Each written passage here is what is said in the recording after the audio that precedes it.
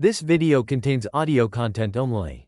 There are no visual elements or images accompanying the audio. If you're expecting to see video footage, please note that this is an intentional audio-only presentation. We recommend listening to this content rather than watching the screen. Thank you for your understanding and enjoy the audio. Deep within the vibrant heart of the Amazon rainforest, where the emerald canopy casts a dappled embrace upon the earth, lives a remarkable people known as the Zo'é. Their name, meaning simply, speaks volumes about their profound connection to this ancient and isolated world. A world they once shared only with the whispering leaves and the creatures of the forest. Join us as we embark on a fascinating journey to explore the rich tapestry of Zo'é culture, a culture that has, until recently, remained largely hidden from the outside world. This exploration, presented in easy-to-understand language, will delve into the intricate details of Zo'é life, revealing a world where the rhythms of the rainforest dictate the rhythm of human existence. We'll uncover the fascinating story of their unique lip plugs, the ember pot, a powerful symbol of their identity and a testament to their enduring traditions. We'll explore their social structures, kinship ties, and marriage customs, revealing a society that values harmony, community, and a deep respect for elders. We'll also delve into their spiritual beliefs, their connection to the spirits of the forest, and the rituals that mark the passage of life. But the story of the Zo'é is not just a celebration of their rich cultural heritage. It's also a story of contact, of the inevitable collision between their isolated world and the encroaching forces of modernity. We'll examine the devastating impact of first contact with the outside world, the tragic consequences of introduced diseases, and the challenges they faced in adapting to a rapidly changing world. We'll also explore the Zo'é's remarkable resilience, their determination to maintain their cultural identity in the face of external pressures, and their efforts to shape their own future. By the end of this journey, you'll have a deeper understanding of the Zo'é, their connection to the Amazon rainforest, and the challenges they face in navigating a world increasingly encroaching upon their traditional way of life. You'll gain insights into their social structures, their spiritual beliefs, and their unique customs. You'll also witness their resilience, their adaptability, and their unwavering commitment to preserving their cultural heritage. Prepare to be captivated by the story of the Zo'é, a story that whispers of hope and resilience from the heart of the Amazon, a story that reminds us of the importance of cultural diversity and the interconnectedness of all life. Chapter 1. A Whisper in the Amazon. The Cumaнаpanema River snakes its way through a landscape painted in vibrant greens, a remote realm in northern Brazil where the rainforest canopy forms an emerald ceiling. Towering Brazil nut trees stand sentinel, their branches laden with the promise of a rich harvest. Smaller tributaries, like threads of silver, weave through the dense undergrowth, feeding into the larger Irapecuru and Cumaнаpanema rivers.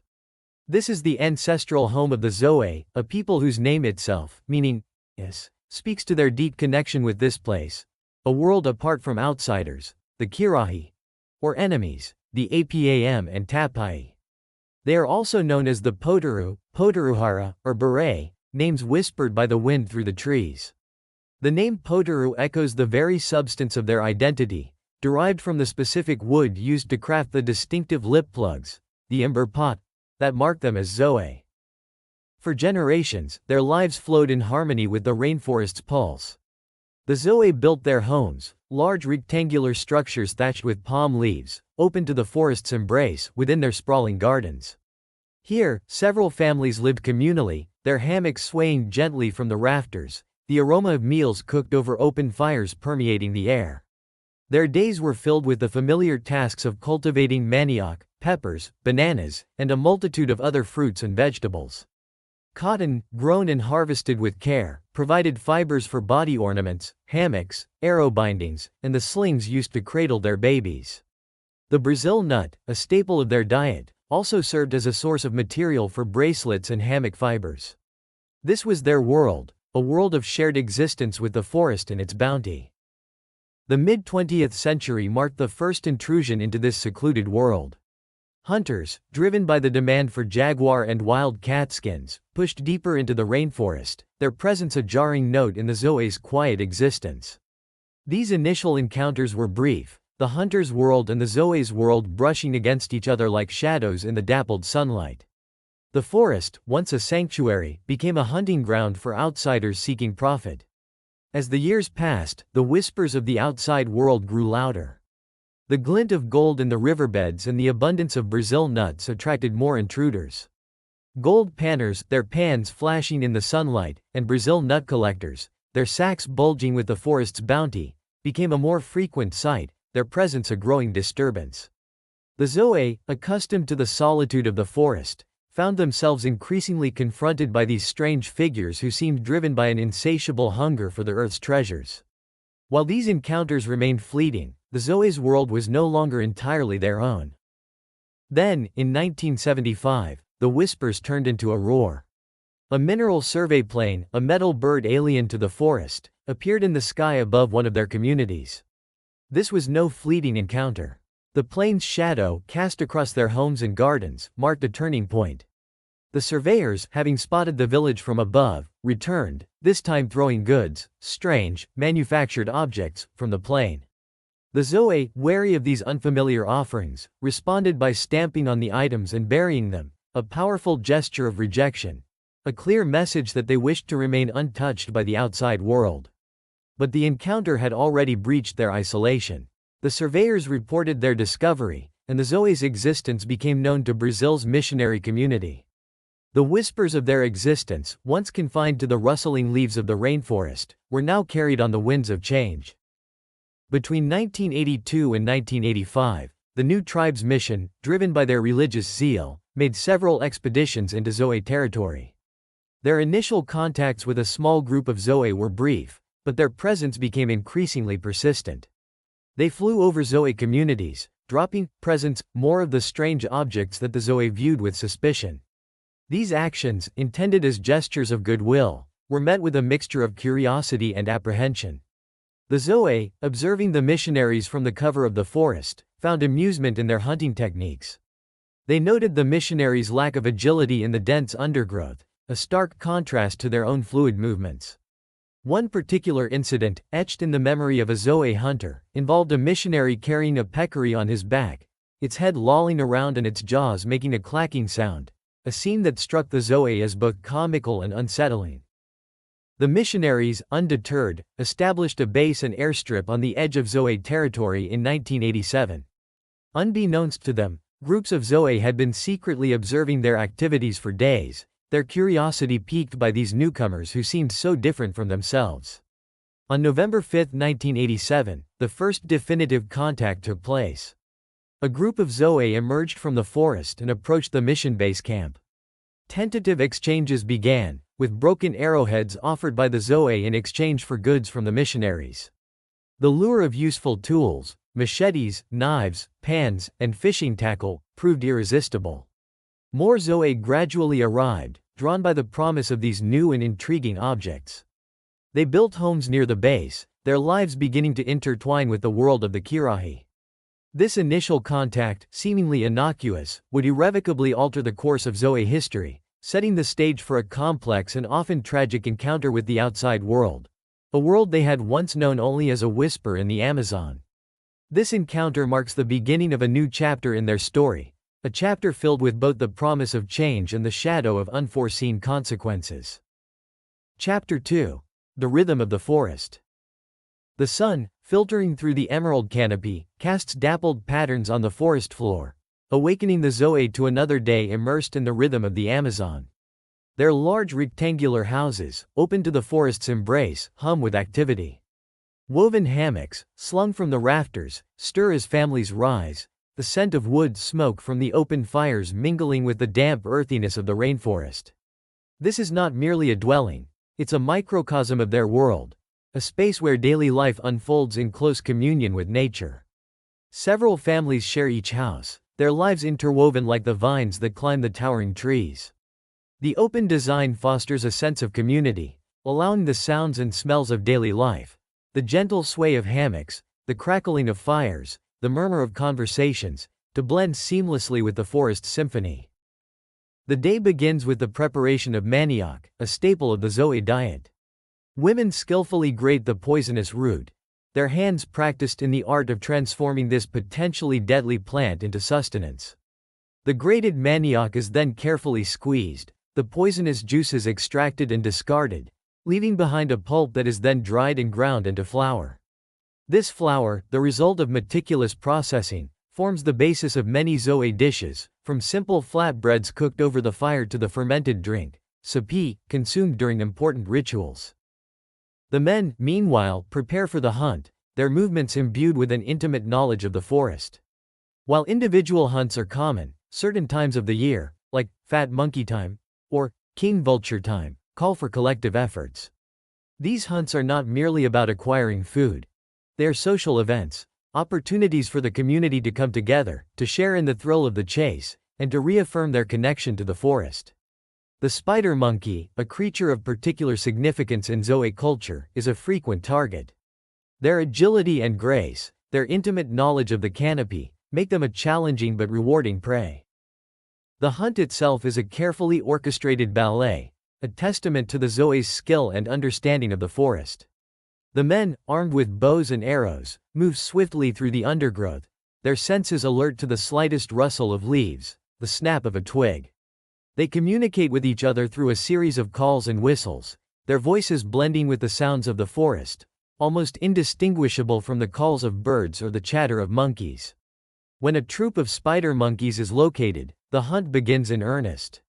The men, their movements honed by years of practice, pursue the monkeys through the dense foliage, firing arrows with precision.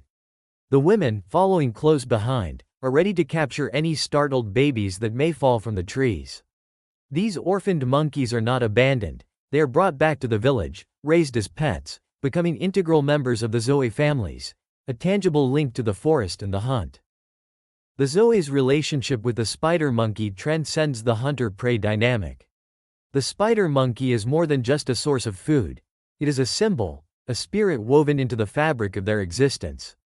The sharp bone from a spider monkey's leg holds a special place in Zo'é rituals, used in the lip-piercing ceremony, a rite of passage that marks the transition from childhood to adulthood. This ceremony, performed when girls are around 7 and boys around 9, involves piercing the lower lip and inserting a small wooden plug, the ember pot. As the children grow, larger plugs are inserted, the size ultimately reflecting individual preference. This ritual, using a bone from the spider monkey, connects the Zo'é to the animal in a profound way, embedding its essence into their very being. Back at the village, the successful hunters return, their bodies adorned with the vibrant red paint made from crushed annatto seeds, a common practice among many tribal peoples of South America. The meat from the hunt, including the prized spider monkey, is shared among the families, cooked over open fires, its aroma filling the communal houses. The Zo'é are not wasteful, every part of the animal is utilized. The skins are tanned and used for clothing or bedding, the bones fashioned into tools or ornaments, nothing goes to waste. As the day winds down, the Zo'é gather in their communal houses, the warm glow of the fires illuminating their faces. Stories are shared, passed down through generations, keeping the history and traditions of the Zo'é alive.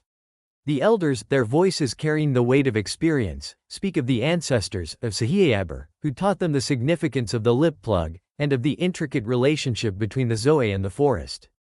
They speak of the importance of respecting the forest, of taking only what is needed, of maintaining the delicate balance that sustains all life. These stories, whispered in the soft light of the fire, are more than just tales. They are lessons, reminders of the Zo'é's place in the world, their responsibility to protect the forest that provides for them. The Zo'é perspective on the rainforest is not one of dominion, but of interconnectedness. They see themselves as part of a larger web of life, inextricably linked to the plants, animals, and spirits that inhabit the forest. The rainforest is not just a source of resources, it is a living entity, a sacred space, a source of knowledge and wisdom.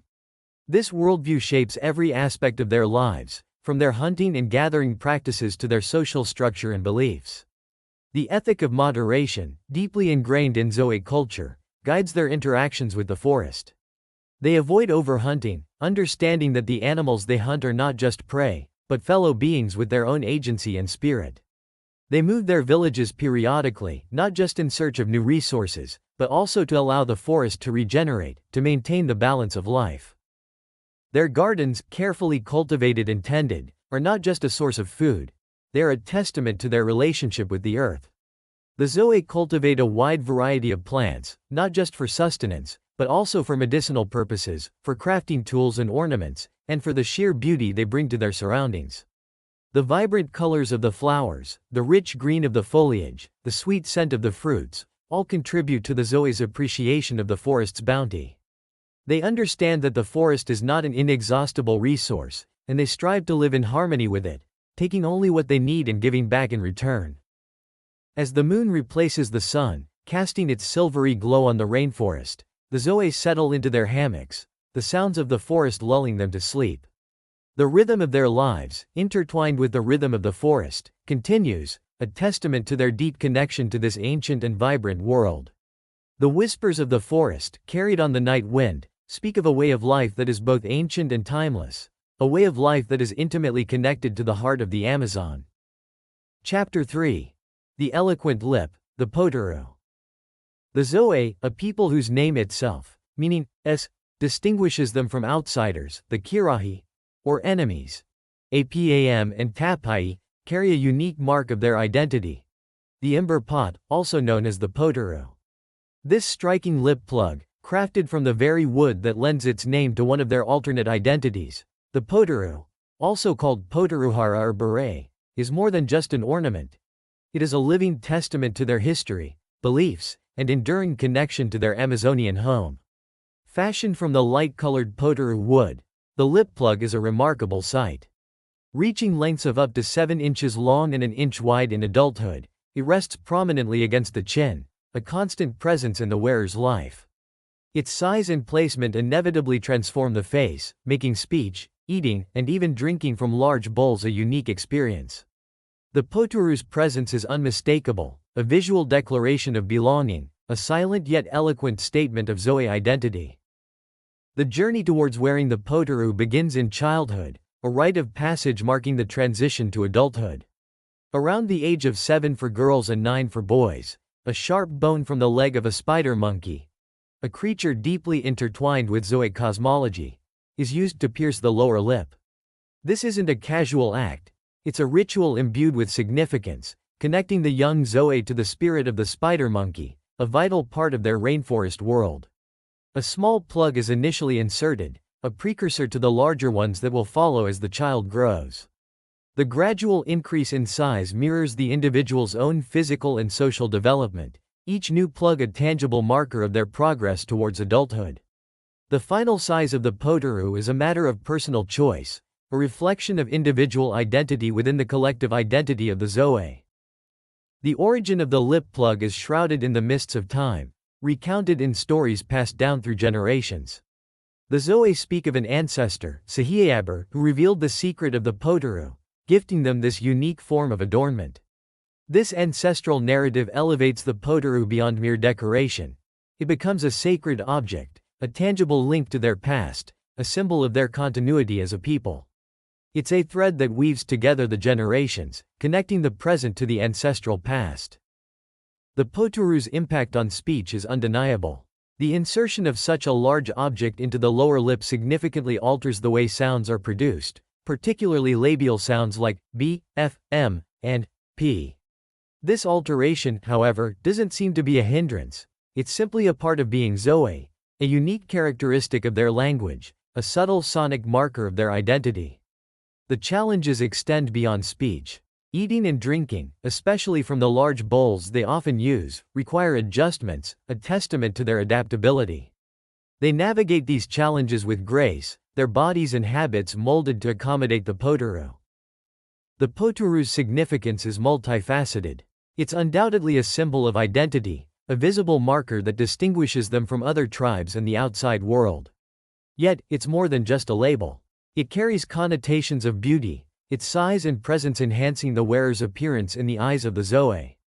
There's a sense of social status associated with the Potoroo, a marker of belonging, of having undergone the rite of passage and taken one's place within the community. And perhaps most profoundly, the Potoroo embodies a spiritual connection, linking the wearer to the ancestor Sahiaber and the spiritual realm that permeates the Zo'é world. We can imagine the mix of excitement and trepidation in a young Zo'é child as they approach the age of lip piercing.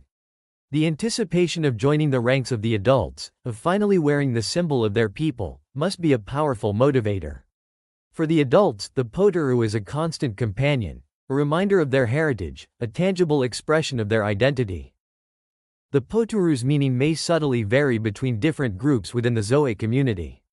For children, it's a symbol of aspiration, a mark they eagerly await. For adults, it's a symbol of belonging, of shared identity. For elders, it becomes a testament to a life lived in accordance with Zo'é tradition, a tangible link to generations past. For men, it may be associated with their role as hunters, connecting them to the spider monkey whose bone is used in the piercing ritual. For women, it could be linked to their role as nurturers, the larger plugs potentially signifying their status as mothers and wives. While the initial piercing is the most significant ritual associated with the potoroo, its presence is likely woven into other aspects of Zo'é life. The Sapi ceremony, a collective ritual involving a fermented drink and unique dances, could incorporate the potoroo as a symbol of unity and shared identity. Other rituals marking birth, death, or a girl's first menstruation might also acknowledge the potoroo's significance in the life cycle of a Zo'é individual. The Zo'é's embrace of the potoroo speaks volumes about their cultural resilience. They have chosen to retain this unique tradition, despite the challenges it presents, adapting their lives around it.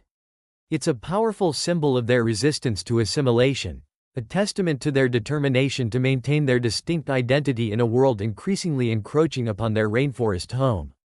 The potoroo, in its eloquent silence, speaks of a people deeply connected to their past, present, and future, a people who choose to define themselves, their identity etched not in ink or words, but in the very substance of their being. It is a symbol of their enduring spirit, a whisper of defiance in the heart of the Amazon. Chapter 4. The Unseen Threads. The Zo'é social fabric, far from being a simple tapestry, is a complex interplay of kinship, marriage, and spiritual beliefs, all interwoven with their deep connection to the rainforest. Their egalitarian society, while appearing leaderless to outsiders, possesses subtle nuances of influence and authority. The you articulate men whose words carry weight, are not chiefs in the traditional sense. Their status isn't inherited or bestowed. It's earned through their eloquence, their ability to articulate the community's needs and desires, their wisdom in navigating social complexities.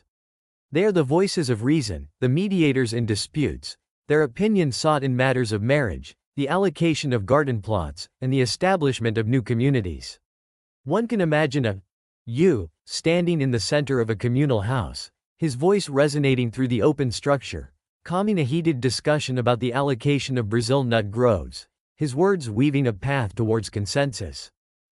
Disputes, in the absence of formal legal structures, are resolved through dialogue and consensus, often guided by the wisdom of the you. The Zo'é value harmony, and conflicts are seen as disruptions to the social balance. The communal houses, open on all sides, become the stage for these social dramas, where disagreements are aired, grievances voiced, and resolutions sought. The interconnectedness of their lives, the shared space they inhabit, necessitates a constant negotiation of boundaries and a commitment to maintaining peaceful coexistence. A minor squabble over a misplaced hammock might escalate into a heated exchange, only to be diffused by the intervention of a respected elder or the calming words of a you, reminding everyone of the importance of unity and mutual respect. Within these communal houses, multiple families live together, their lives intertwined like the vines that climb the rainforest trees. Privacy is a foreign concept. Daily life unfolds in full view of everyone. This constant proximity fosters a strong sense of community, but it also requires a high degree of tolerance and understanding. Children grow up surrounded by a network of adults, not just their biological parents, but also a web of aunts, uncles, and other relatives, all contributing to their upbringing. This shared responsibility for childcare creates a sense of security and belonging, but it also presents challenges. Disciplining a child, for instance, becomes a communal affair, with different adults offering varying perspectives and approaches. One can envision a scene where a child, caught stealing a handful of Brazil nuts from another family's stash, is gently reprimanded by an elder, while another adult offers a playful distraction, diffusing the tension with a shared laugh. Zo'é kinship and marriage practices, like their social structure, defy easy categorization. Polygamy and polyandry are not merely accepted, they are integral to their social fabric. Marriages are often arranged, not through coercion, but through a complex negotiation involving the families of the prospective partners. The you often play a significant role in these arrangements, their wisdom sought in ensuring compatible matches. Love, in the Western sense of romantic attachment, is not the primary driver. Rather, the focus is on creating stable family units, ensuring the well-being of children, and strengthening the bonds of kinship. A young woman might be betrothed to an older man with multiple wives, not out of obligation, but as a way of securing her place within a well-established family unit, ensuring access to resources and support. The dynamics between multiple spouses are complex and varied, shaped by individual personalities and the specific circumstances of each family. Jealousy, while not entirely absent, is not the dominant emotion. The Zo'é have a different understanding of love and partnership, one based on shared responsibility and communal living.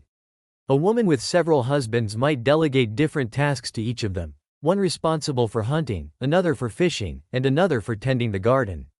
This division of labor ensures the family's well-being and strengthens the bonds between spouses. One can imagine a woman, surrounded by her children and multiple husbands, orchestrating the day's activities, assigning tasks, and ensuring that everyone's needs are met.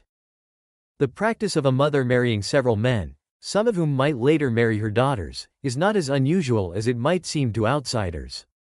It's a way of solidifying alliances between families, strengthening kinship ties, and ensuring the continuity of the community. A mother, having established a stable family unit with multiple husbands, might encourage one of her daughters to marry one of her husbands, creating a complex web of relationships that reinforces the social fabric. This practice, while appearing incestuous from a Western perspective, is seen by the Zo'é as a way of strengthening the family unit, ensuring the well-being of all members. It's a practical solution to the challenges of life in a remote rainforest environment, where survival depends on cooperation and interdependence. The spiritual beliefs of the Zo'é are deeply intertwined with their daily lives and their relationship with the rainforest. Rituals mark significant life events, each ceremony a vibrant expression of their worldview.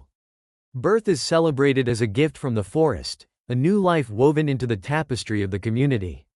Death is mourned, but also seen as a transition, a return to the spirit world that permeates the rainforest.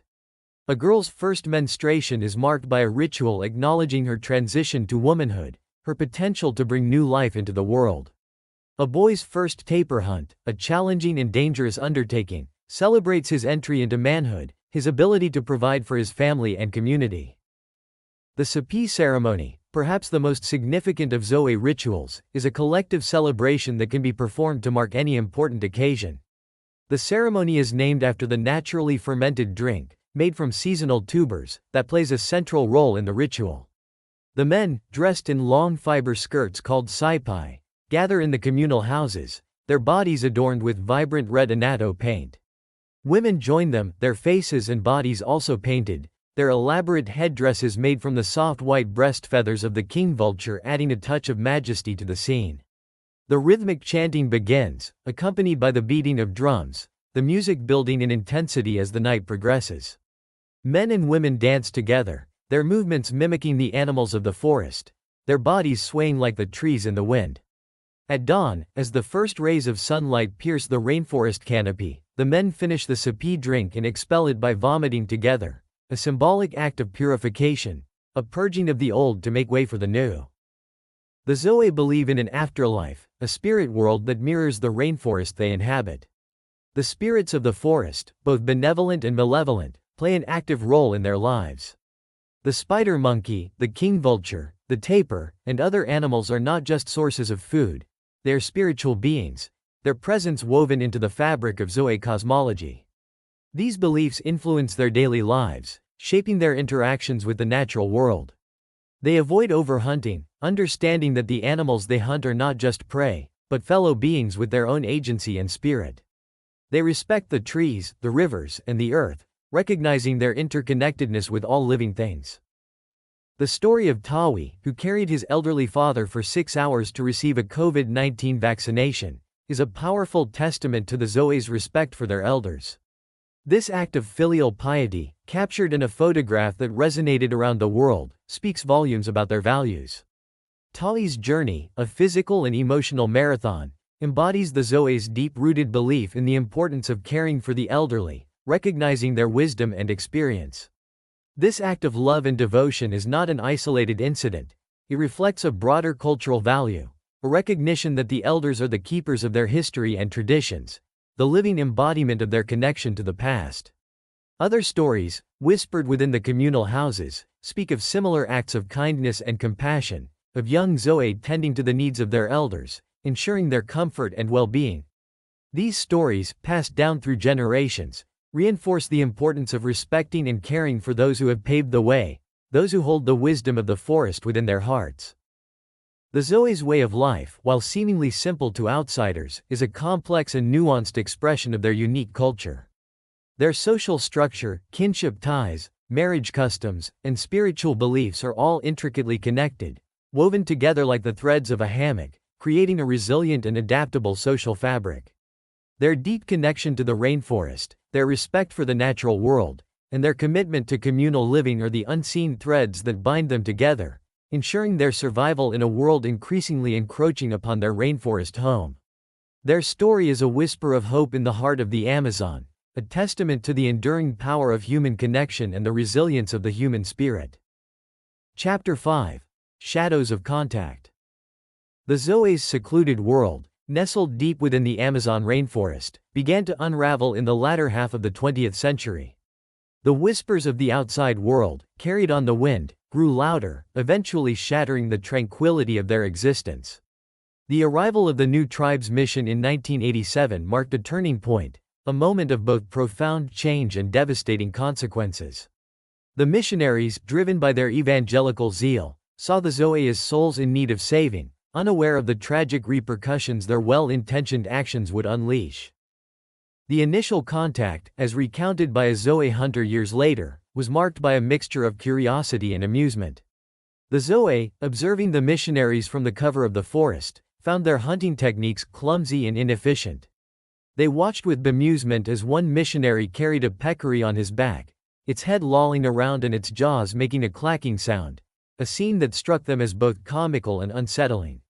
The missionaries, oblivious to the Zo'é's subtle mockery, continued their efforts to engage with the tribe, dropping presents from airplanes, gifts that were met with suspicion and buried in the earth. The missionaries' establishment of a base and airstrip on the edge of Zo'é territory in 1987 was a pivotal moment.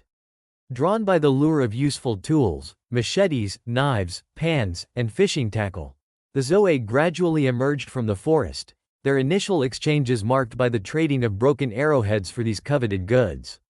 They built homes near the mission base, their lives beginning to intertwine with the world of the Kirahi, the outsiders. This seemingly benign interaction, however, would soon prove to be a Pandora's box, unleashing a wave of disease and death that would decimate the Zo'é population. The Zo'é, having lived in isolation for generations, possessed no immunity to the common diseases carried by the missionaries. Flu, malaria, and other illnesses swept through their community like wildfire. The close proximity of families in their communal houses, once a source of strength and unity, now facilitated the rapid spread of infection. The Zo'é, accustomed to the forest's healing remedies, were unprepared for the virulence of these new diseases. Their bodies, weakened by illness, became easy prey to infections. The rainforest, once their sanctuary, now felt like a prison, its familiar sounds and smells replaced by the groans of the sick and the stench of death. Between 1982 and 1988, approximately 1/4 of the Zo'é population perished, a staggering loss that left the community reeling. Jerushihu, a Zo'é man, lamented, "Before, when there was no white man, the Zo'é did not have sickness. In the past there were a lot of children, women, nowadays, there are not many." His words, a poignant testament to the devastating impact of contact, echoed the grief and despair that permeated the Zo'é community. The once vibrant communal houses, filled with laughter and the sounds of daily life, became places of mourning, their open sides echoing with the cries of the bereaved. The missionaries, witnessing the devastation they had unwittingly caused, contacted FUNAI, the Brazilian government's Indian Affairs Department. Medical teams were dispatched, but the damage had already been done. The epidemics had ravaged the Zo'é, leaving a scar on their community that would take generations to heal. FUNAI, recognizing the gravity of the situation and the missionaries' role in the tragedy, expelled the new tribes mission in 1991. This decisive action marked a shift in the government's approach to protecting isolated tribes, a recognition of the devastating consequences of uncontrolled contact. FUNAI embarked on a mission to safeguard the Zo'é from further harm. They established a state-of-the-art base within the Zo'é territory, complete with a mini-hospital to provide on-site medical care. This facility, a beacon of hope in the aftermath of the epidemics, allowed the Zo'é to receive treatment without having to travel to the nearest city, minimizing their exposure to further disease outbreaks. FUNAI also implemented strict access controls, carefully screening anyone wishing to enter Zo'é territory. These measures, while seemingly restrictive, were essential in protecting the Zo'é's fragile health and preserving their way of life. Despite the hardships they had endured, the Zo'é's curiosity about the world beyond their borders remained undimmed. They had experienced the devastating consequences of contact, but they also recognized the potential benefits of engaging with the outside world on their own terms. In 2011, a group of Zo'é embarked on a landmark journey to Brasilia, the capital of Brazil. This trip, a bold step into the unknown, was a testament to their resilience and their determination to shape their own future. In Brasilia, the Zo'é delegation met with government officials, presenting their demands with clarity and conviction. They requested an education project tailored to their needs, training for Zo'é health workers to provide culturally sensitive medical care within their community, and a land protection program in which they could actively participate, safeguarding their ancestral territory from further encroachment. These demands, born out of their experiences with the outside world, reflected their desire to balance their traditional way of life with the opportunities and challenges of a rapidly changing world. The Zo'é's journey through the shadows of contact has been a complex and often painful one.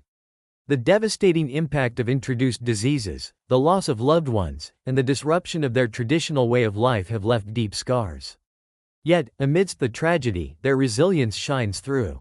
Their curiosity about the world, their determination to learn, and their unwavering commitment to their cultural identity are testaments to their strength as a people. The Zo'é face ongoing threats to their territory and their way of life.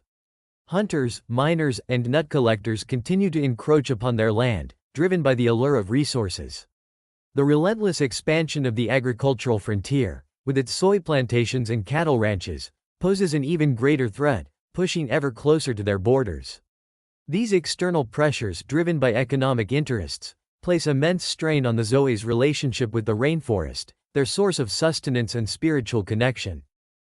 In the face of these challenges, the Zo'é have demonstrated remarkable adaptability. They are learning about their rights, navigating the complexities of Brazilian society, and seeking ways to engage with the outside world without compromising their cultural identity. They are actively participating in land protection programs, working to secure their territory and preserve their traditional way of life. They are embracing educational opportunities, seeking knowledge and skills that will empower them to face the challenges of the future. The Zo'é are not simply victims of circumstance, they are active agents of change, shaping their own destiny in a world that has often sought to define them. Their story, a tapestry woven with threads of tragedy and triumph, is a testament to the enduring power of the human spirit. It is a story that deserves to be heard, a whisper of hope from the heart of the Amazon, a reminder that another Brazil, one where indigenous cultures thrive and the rainforest remains a sanctuary, is possible. Chapter 6. A Future Unwritten. The Zo'é, a people whose name signifies, stand at a crossroads, their future unwritten, yet filled with both the promise of self-determination and the looming shadows of external pressures. Their population, having rebounded from the devastating epidemics of the 1980s, now numbers around 300, a testament to their resilience and adaptability. But their survival as a distinct culture hinges on a delicate balancing act, embracing the outside world while safeguarding their vulnerability, preserving their traditions while navigating the complexities of modern Brazil. The Amazon rainforest, the Zo'é's ancestral home, is a realm of abundance, its rivers teeming with fish, its forests alive with game, its trees laden with Brazil nuts, a staple of their diet. Yet, this very richness has become a magnet for outsiders, drawn by the allure of resources and the promise of profit. The encroaching agricultural frontier, with its vast soy plantations and cattle ranches, is a relentless force, steadily devouring the rainforest, pushing ever closer to the Zo'é's borders. The roar of chainsaws and the rumble of tractors are the sounds of a world encroaching upon their traditional way of life, threatening to transform their rainforest sanctuary into a desolate landscape of monocultures and grazing pastures. Large-scale mining companies, their eyes fixed on the mineral wealth beneath the Zo'é's land, represent another formidable threat. The potential for environmental devastation, with its attendant pollution of rivers and disruption of ecosystems, is a constant source of anxiety for the Zo'é. They have witnessed the destructive power of gold mining in other parts of the Amazon, and they fear that their own territory, once a pristine haven, could become scarred by open pits and toxic waste. The persistent presence of evangelical missionaries, though officially expelled from Zo'é territory in 1991, remains a concern. The Zo'é have not forgotten the devastating consequences of their initial contact with the new tribe's mission, the wave of diseases that decimated their population. Jerushaeu's poignant words, "Before, when there was no white man, the Zo'é did not have sickness," serve as a constant reminder of the vulnerability of their community to diseases brought in from the outside world. The missionaries' attempts to return, driven by their desire to convert the Zo'é to Christianity, are seen as a threat not only to their physical health, but also to the integrity of their cultural and spiritual beliefs. The Zo'é, however, are not passive victims. They are actively engaged in shaping their own future, seeking to interact with Brazilian society on an equal footing.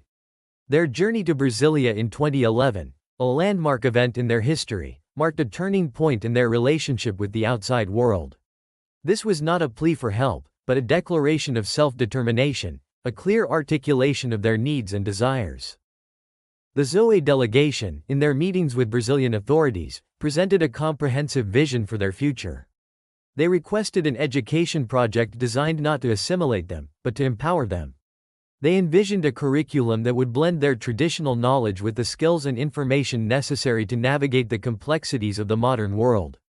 They understood the importance of literacy, of being able to communicate effectively with the outside world, of understanding the laws and policies that affect their lives.